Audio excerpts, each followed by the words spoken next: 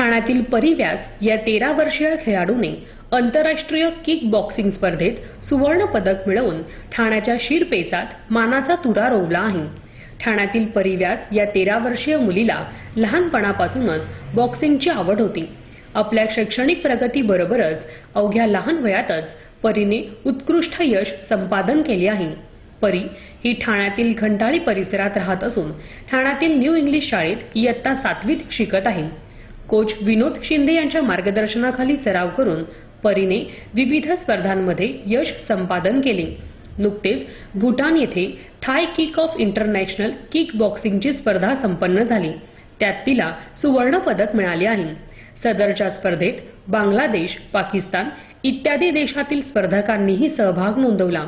ठाण्यातील एकूण 4 स्पर्धकांनी या स्पर्धेत सहभाग घेतला। परीसह अतुल मिश्रा, प्रसाद सुर्वे आणि कल्पेश निरुडकर यांनी भारताचे प्रतिनिधित्व करीत यश संपादन केले। सध्या परीचे समाजातील सर्वच क्षेत्रातून तिचे कौतुक होत आहे।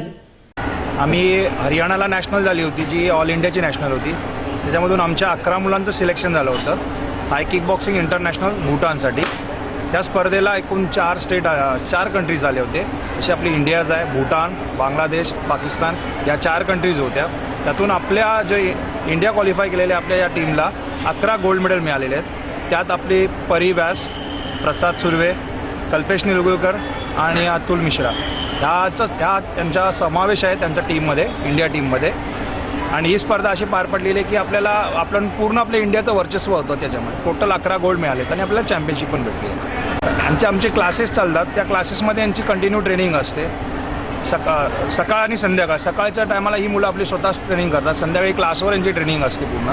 त्यासाठी यांचा एक डाएट फॉलो केला जातो, ट्रेनिंग शेड्यूल दिला जातो। ट्रेनिंगमध्ये यांचा पूर्ण फोकस केला जातो की कशा पद्धतीने आपल्याला फाईट्स करायच्या, त्या पद्धतीने यांची ट्रेनिंग होते। मी या सरांकडे शिकतो म्हणजे लहानपणापासून, तर हे सर मला खूप चांगले मार्गदर्शन करतात। म्हणजे कसं खेळायचं आहे, काय करायचं आहे, तिकडे जाऊन टेक्निक्स सांगतात आम्हाला कसं करायचं काय नाही। प्रॅक्टिसमध्ये आम्हाला सांगत असतात की हे करा ते करा, कसं आपल्याला पुढे फाईट्स करायचे आहेत। तर त्याच्या मार्गदर्शनाने आम्ही असं पुढे चाललो आहे। मला गोल्ड मेडल भेटला तिकडे आणि तिकडचा अनुभव खूप चांगला होता।